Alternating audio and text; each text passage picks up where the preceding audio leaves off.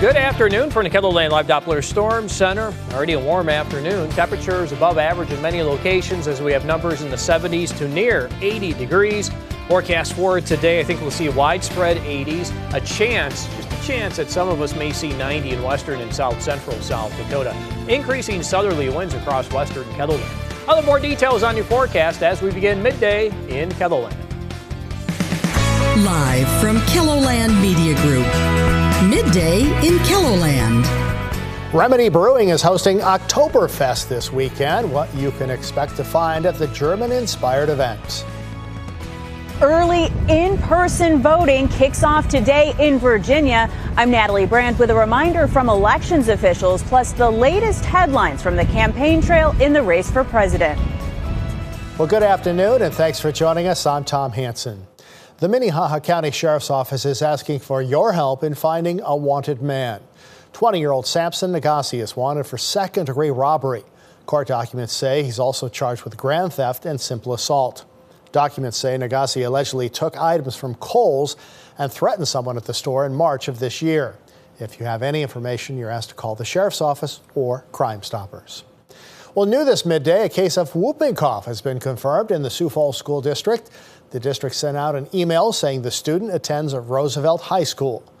The school says students who had close contact with that person received additional notification. Last weekend, cases of whooping cough in the Portland State football team caused the cancellation of the game with the University of South Dakota. Now, cases have also been increasing here in South Dakota. The state had 55 cases through the 7th of September compared to 22 at this same time last year.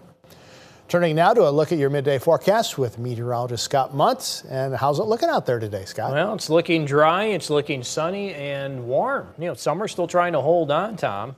Any summertime plan? Well, maybe not this weekend. Still expected to change. Absolutely. You have to have your summertime plans today. Nope. No? Okay. I guess just working with you. You're working, right? Yeah, I spoke a little having too fun. soon. Anyway. Let's go ahead and start with our dry conditions. This is the drought monitor that came out yesterday. You can see the very dry conditions that continue across western South Dakota, severe to the extreme categories. We get a little closer in this area, a lot of this showing up in the hills of western Kettleland. And we're starting to see the moderate category now in parts of southeastern South Dakota and Minnesota, from Yankton, Vermilion, east of Sioux Falls, Pipestone, near Del Rapids, over toward Worthington, now in that moderate category for drought. So we can use the rain. We don't have any rain, much rain, I should say, in the forecast. We have it around 20% for this weekend in southeastern Kettleland. Red flag warning today with the low humidity, the strong winds, and the high heat that we have across western and southwestern Kettleland. We have that red flag warning in effect for today with that high fire danger. Mostly clear skies showing up on the satellite. That high pressure system will continue to move into Iowa this afternoon. And temperatures will warm. Right now we have numbers in the 70s and 80s. I mentioned before, a lot of these locations are already well above average as we are starting to see an increase in that southerly wind across central and western South Dakota. Dry dew point temperatures too. The air feels much drier with dew points in the 40s. Today's forecast showing temperatures in the 80s to maybe the lower 90s from Phillip to Winter. Valentine may hit 93, going with a high of 85 in Sioux Falls. 87 in Pierre, 84 in Aberdeen, 85 in Huron, and 86 in Mitchell. Forecast this weekend, well, we'll have a taste of fall, I guess. Numbers into the middle 60s by Sunday.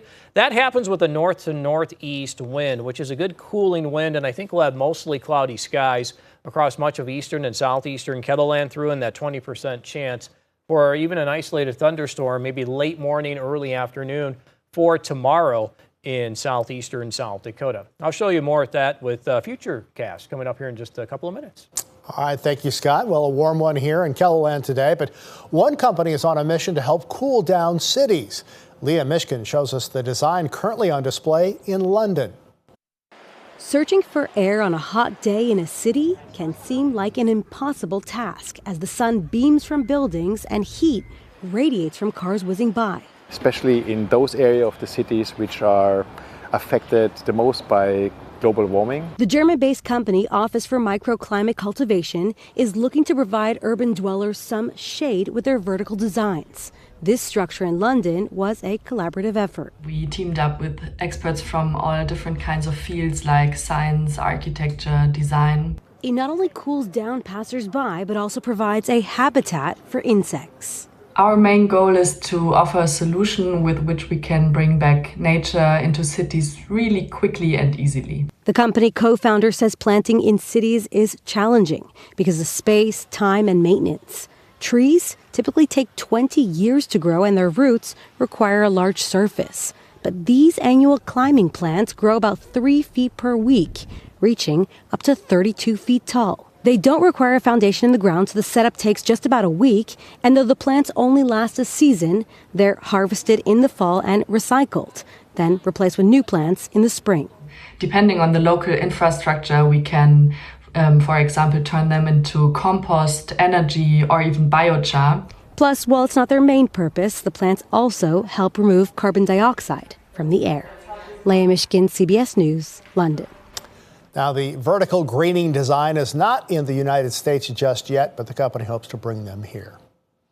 Remedy Brewing Company is ready to turn the page to October, at least to Octoberfest. The downtown Sioux Falls Brewery will host its biggest party of the year Saturday. The festival will include German food, dachshund races, a Stein holding competition, and of course, beer. The Beer Fest portion of the Octoberfest requires a $45 ticket, but it includes beer tasting from 15 local breweries.